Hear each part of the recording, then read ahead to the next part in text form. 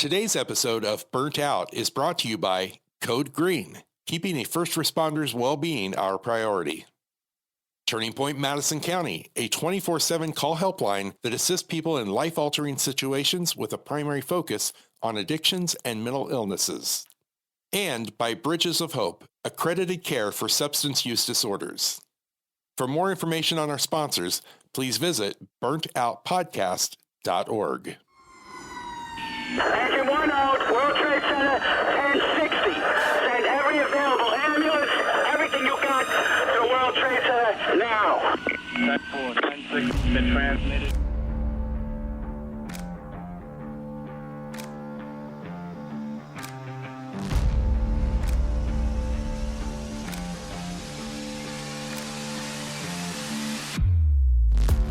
Welcome to Burnt Out.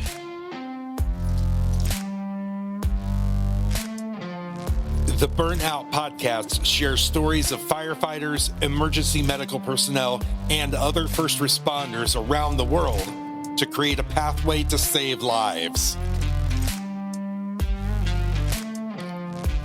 The stories you will hear are real and may be disturbing to some listeners. Listener discretion is advised.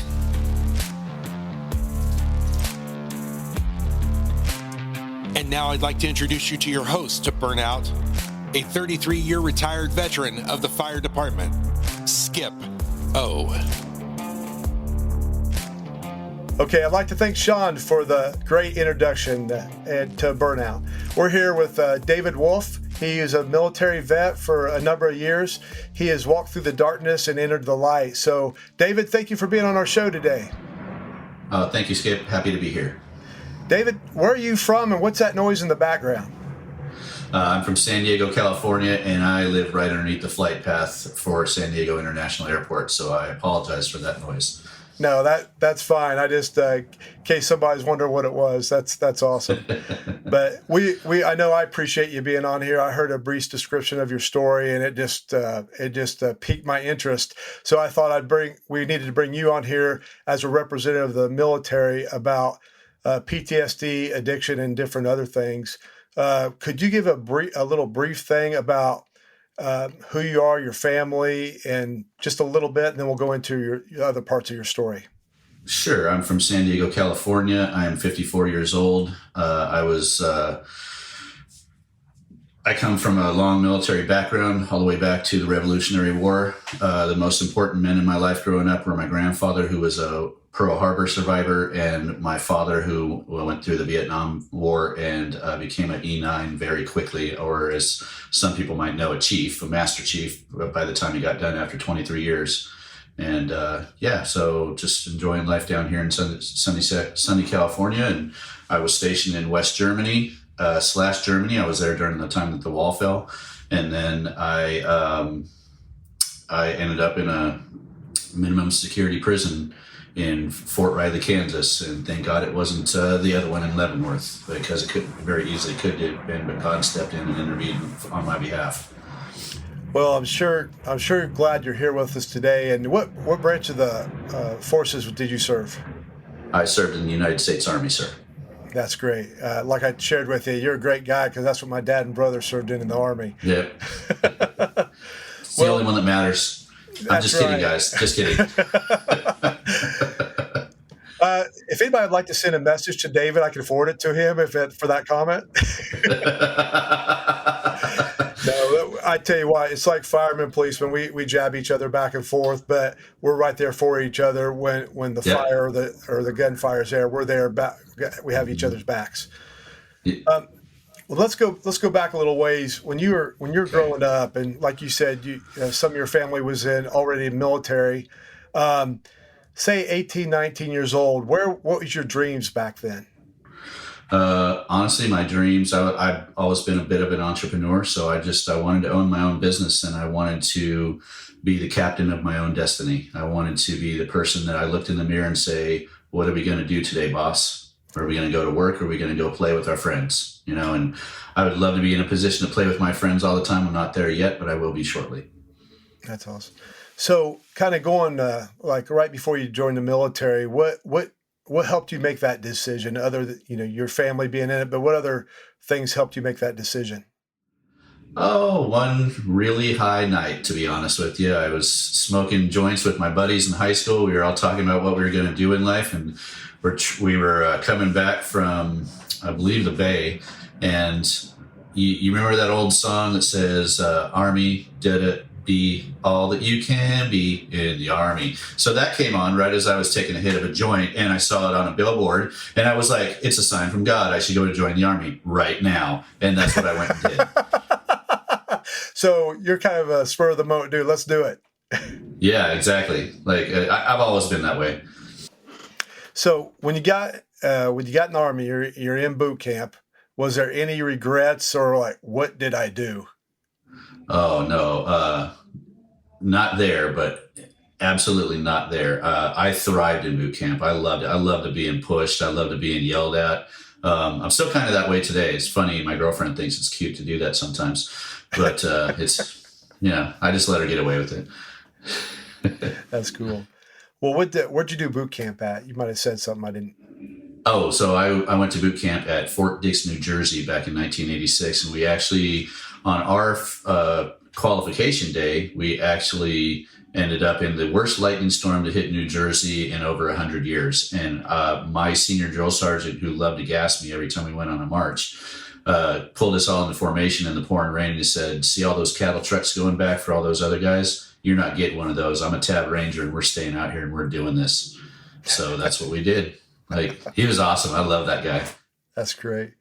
Well, you touched on a little bit when you made your decision, you was taking a hit off a joint. When did it, like, you're in the service, you're doing what you need to do. When did it get worse in there, or when did it pick up as far as you're using it, your addiction? So my dream sheet wasn't a dream sheet. You'll hear that referred to by other vets. When you sign up, you get to pick the duty stations you want to go to. My first one was West Germany. And so everything escalated there. Like, their booze is stronger, their drugs are legal in certain countries, and I thrived on that. I'd say I was probably drunk or high 99.9% of the time. And they actually, in AIT down in Fort Lee, Virginia, they pulled us into a room and they told us that was going to be the case. And I was all about, yeah, bring it. I'm ready for this. This is one of the reasons I'm going over. I wanted to go over to do all the drugs, and I wanted to go over to see all the sites, all the stuff that they teach us in history class. And I got to do both, but I can only remember half of it because most of the time I was blacked out, to be honest with you. Is that the late 80s, early 90s? Yes, that is 86 to 92, all said and done. Kind of go when the last few months or 6 months to the end of your using or getting out of the service. So last 6 months, what happened was I hopped into a cab with my buddies to come home from the club one night. I dropped all my money when I was going to pay my portion of what I owed the cab driver. I reached down, picked up everything that felt like money, stuffed it in my pockets, paid the guy a 20 mark bill, and told him to keep the change. And then woke up the next morning in a drunken stupor, and I find 4 blank money orders. And so I put my name on and went to go cash them. And unfortunately, they were stolen about a year and a half before from the main post office. And they'd been chasing these guys, and they'd caught them the day before, and they had ditched those money orders that I found underneath the cab driver's seat. And I found them, and so because of that, I was looking at 20 years in Fort Leavenworth for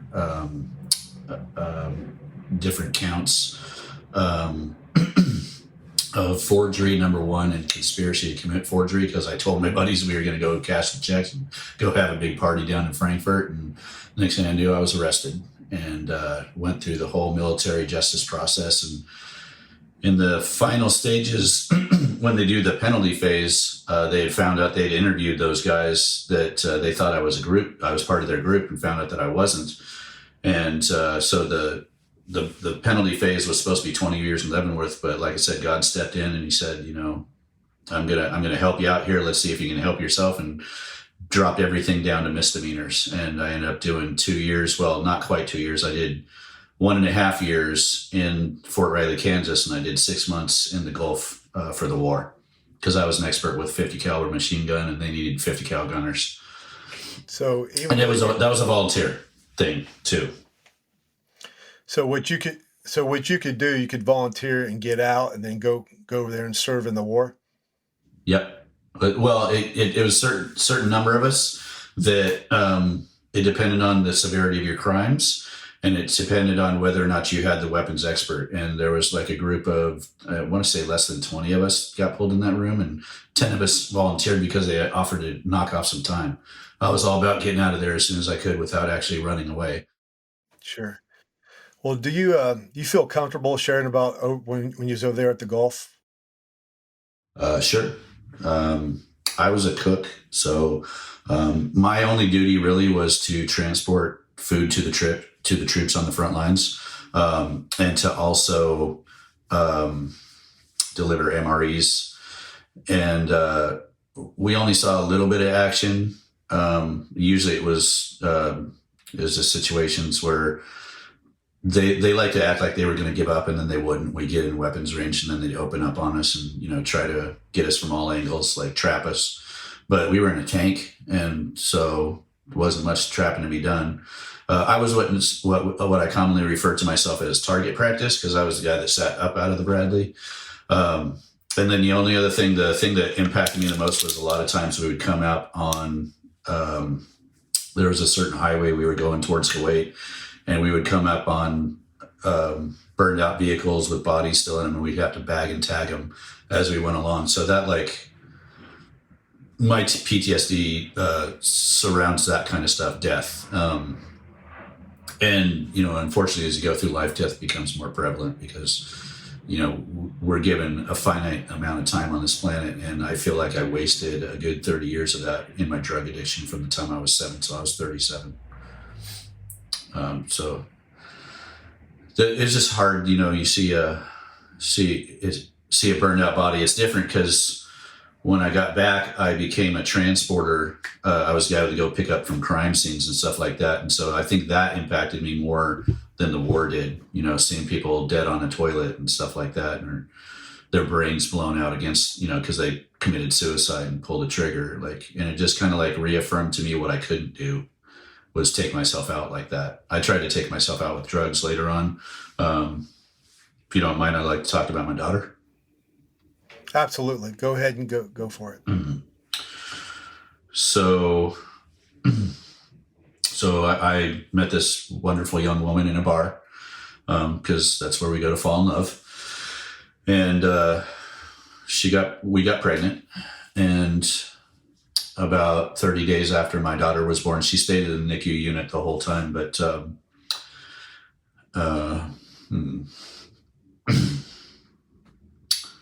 when she was 30 days old, my wife and I got to hold her physically for the first time as she took her last breaths. Because she was born with a hole in her heart, and back then they didn't have that surgery perfected. That's just back in 2001, and I just had, the only thing I can equate it to is I had a psychotic break. Something in my soul snapped, and like I said, I couldn't pull a trigger, and I couldn't jump off the Coronado Bridge because I probably would have survived and been a paraplegic. So I chose to try to kill myself with drugs I had never done before. So I went heavy into opiates. I was a bit of a wimp when it came to needles, so I smoked everything or ingested it. And by no rights should I have kept waking up for that year. But finally, a couple of angels dressed up in cop uniforms saved me, and I got arrested, got thrown in jail. And while I was sitting there in jail, they offered me the Prop 36 program. And what that did was it took any charges against you and it wiped it clean. So I ended up completing that program after failing the first time, almost failing the second time. Got kicked out of a program called the CRAS program, which means Community Resources and Self-Help here in San Diego. And it was a really tough program when I went through it. And I got kicked out on stipulations, and it was kind of like my counselor put her life on the line for me. Her name was Iris. And Iris laid her career on the line for me and stuck up for me and said, let's let's put him on stipulations, give him a chance to prove that he actually wants recovery. And that's what happened. And to be honest with you, for the first 2 years and 11 months, I did it just to get off Prop 36. When the judge's gavel hit, it wasn't even an hour later, I was getting high again, because I went into the whole thing not wanting to stay clean. I was still on a mission to kill myself. And about a month later, my buddies, who unfortunately have OD'd since then, came into my apartment that I had left unlocked. I was smoking weed in a closet and crying because I couldn't stop. And they pulled me out, threw all my stuff away, took me to a meeting, and basically sat on me for a whole week. And it was enough time for me to hear something I needed to hear in one of the meetings, which was that in our basic text, it says that any addict can lose the desire to use and find a new way to live. And I heard that. I heard a guy read it straight out of the book, and it has always stuck with me. And it's made me really cue in on the reading of the books. So, what year was that? That was 2005 to 2006. My clean date is 6/15/2006. Okay, so you're in there you took your last chip, or your last keychain. Is that what they give out? Yeah, we give key tags and tokens if somebody really loves you. So, when did you notice the big change in your demeanor? That would have been year 5. Because I was angry about having to stay clean still. And in year 5, December of 2011, I get a phone call from a hospital in Chula Vista, California, and my dad had collapsed in front of the bar that he worked at and hung out at. And to make a long story short, he had cancer riddled throughout all of his body from being in the ships back in the early 70s. He had ingested or inhaled asbestos for years. It didn't hurt that he liked to smoke like he was on fire and drink like he was trying to put it out. And so all those led to him. When I got there, he was in an induced coma. He stayed in an induced coma for 2 weeks, brought him out of it, and sat down with the counselors because he thought that I didn't know what was going on the whole time. And I had to explain to him, Dad, I know what's going on. You have very limited amount of time left, and I want to make the most of that with you, because my dad and I were estranged most of his military career. And so almost an exact month to the day, 30 days later, he was gone. And my buddies would call me and say, hey, come to this meeting. We really want to help, make sure you get through this okay. And so I'd show up at the meeting, they wouldn't be there, and I'd get mad. I'd be like, you pieces of, you know what? You invite me to support me, and then you don't even come to support me. And what I realized what they were really doing for me back then was getting me into the chair that I had earned. And I didn't realize it through that whole process of the next 6 to 9 months of counseling for grief that I really loved my dad. I thought I hated my dad growing up, but the truth was he was my hero. Like, I knew he was doing important work, but he drank a lot and he was a womanizer. I had a new mom like every 2 or 3 years, but that, having now been an addict in recovery for as long as I can see why.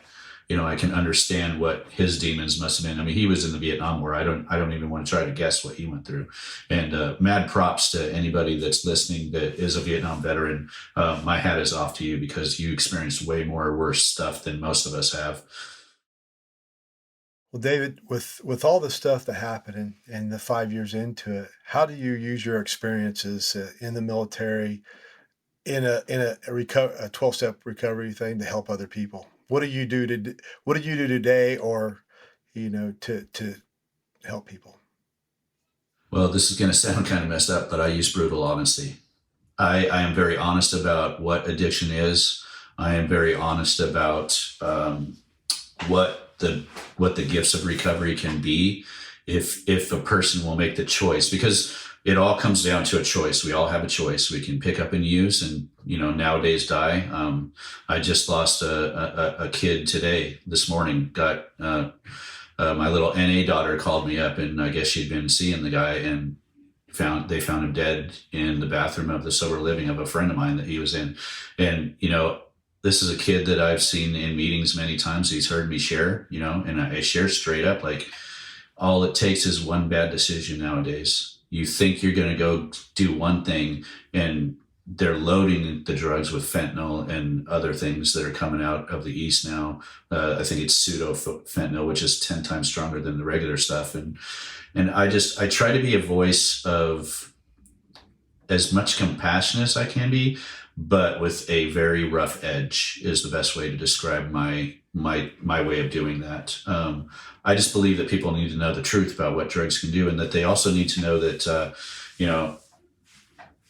God of your own understanding, God's not the one that does this to us. It's Satan. Satan's the one that tries to take us out every single day by coming into our thoughts and sneaking into the hidden places that we've kept buried in step work, that we didn't put on paper, that we need to put on paper, and we need to let that stuff out, because if we don't, later on it comes up and it will try to take you out. I still have times where my addict tells me that I'm unworthy, that I'm not worth it, that life would be better off without me in it, and I've got 16 years clean in a couple months now, in a couple days. Like, I asked my sponsor, like, when does that go away? He was very honest with me. Never. It just doesn't go away. Like, you have to make your recovery voice stronger and more kick-ass than the using voice is. And that's what I've learned how to do, is my recovery voice roars and my addict voice only whispers now. And it was the opposite when I got here. My head would not shut up. I would do anything I could. And mostly drinking coffee and eating a lot of cake. And that's why I'm fat now. Well, I tell you, when you're sharing your story, it's like you're sharing some of my thoughts too. And I'm sure people out there listening can relate with you in a lot of different ways.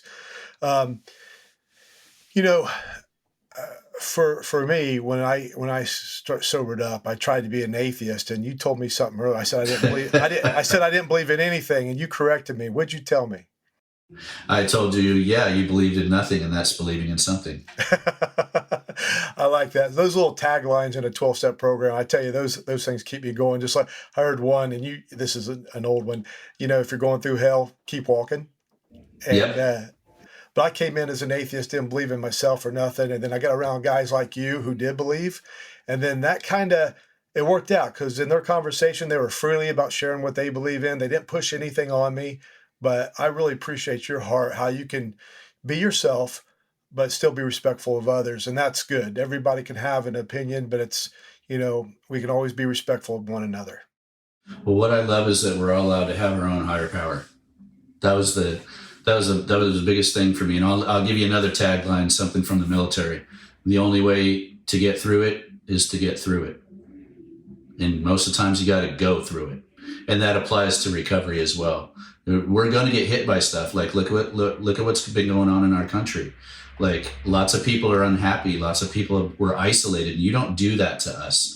We are a pack creature. We cannot be separated like that. And so you saw a lot of depression. You saw a lot of anger.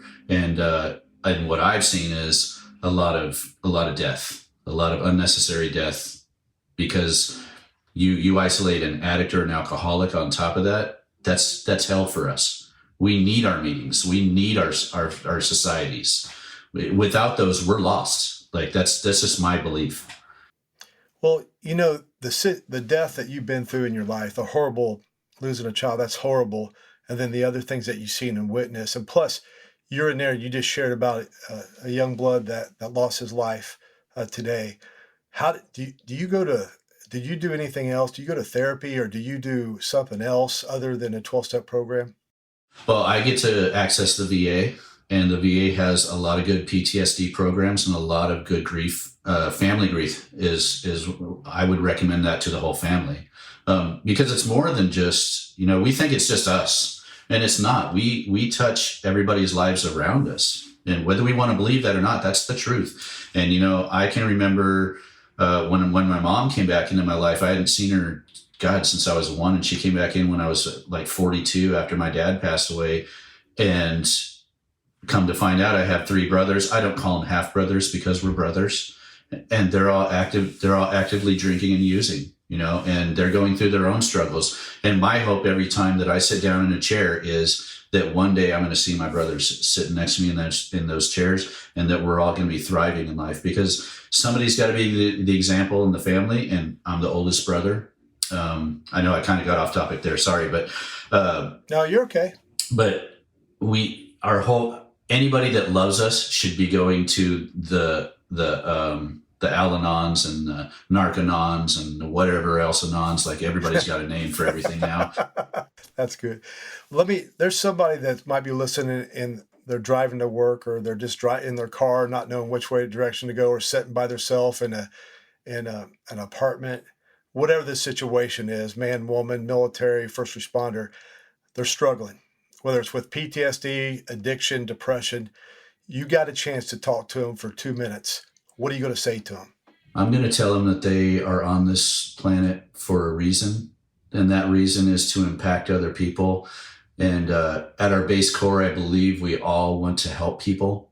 I believe that you sitting in that chair right now, or sitting on the floor right now, and contemplating what you're about to do, there's more out there than what you think there is. We live on a planet that has so many things to offer.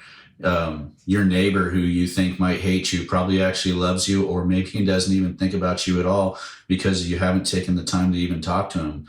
Stop being a secret. Stop keeping your mouth shut. Stop letting the things that control you, and take control of your own life. Like, stand up. My favorite saying of all time, the thing I live by my life by, because of everything that I've been through, is get knocked down 7, stand up 8.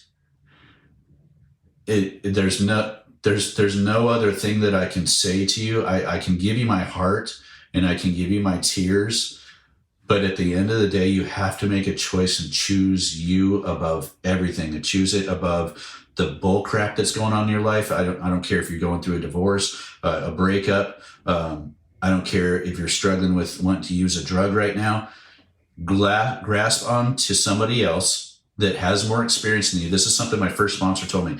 Look for somebody that's got 5 to 10 more years than you, and hang out with those people. Because if you hang out with newcomers and you're a newcomer, you're going to do newcomer stuff.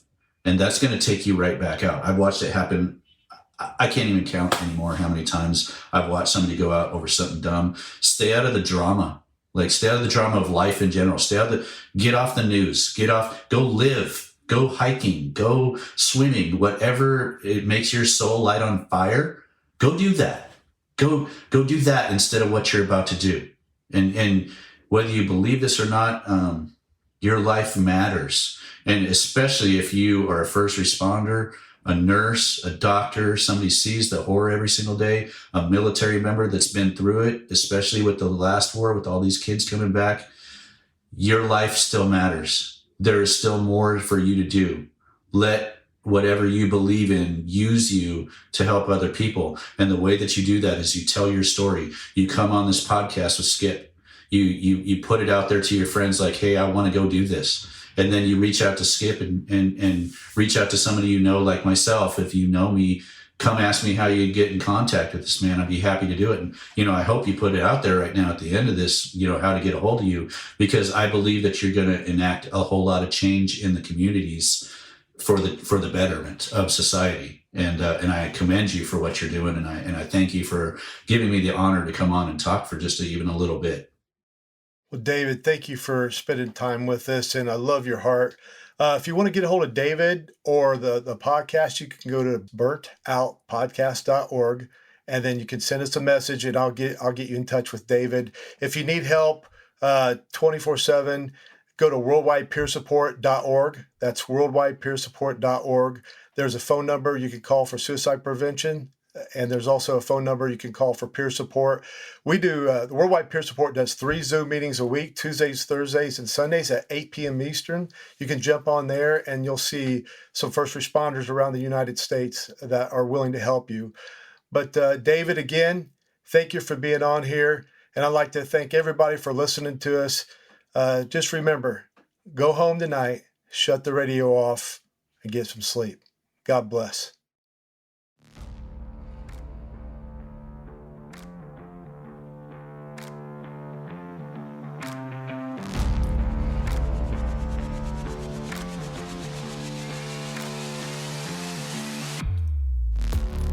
Thanks for tuning in to the Burnt Out Podcast. Your host for Burnt Out is Skip O. Produced by Sean P. Neal, a Two on the Lobster production. Tune in every week for fresh episodes of Burnt Out.